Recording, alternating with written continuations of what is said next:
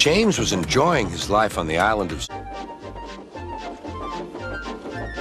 Then he came to a signal at... There's the station! Oh dear, what shall I do? Cried Thomas. They rattled to level crossing.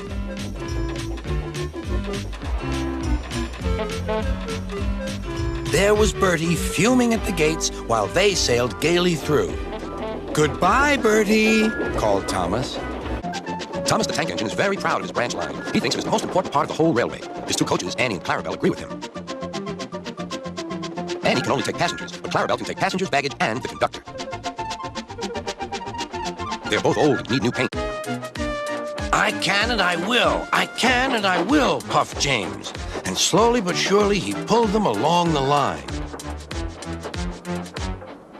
At last they saw Gordon's Hill.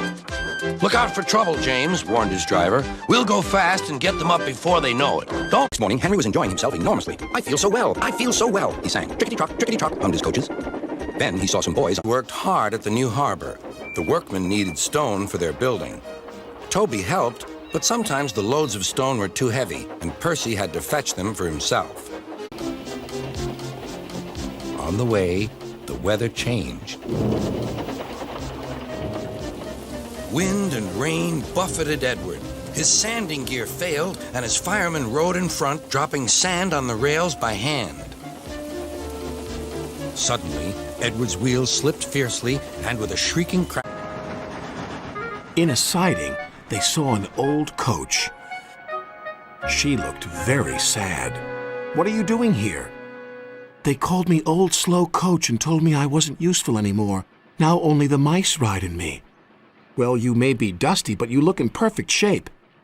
The yard manager appeared. "Come along. I have freight cars for you to take away." "Excuse me," said Percy's driver. "Can you tell us about this coach?" "Old Slow Coach. She's been here for years. She'll be broken up when we find the time." The engines were dismayed.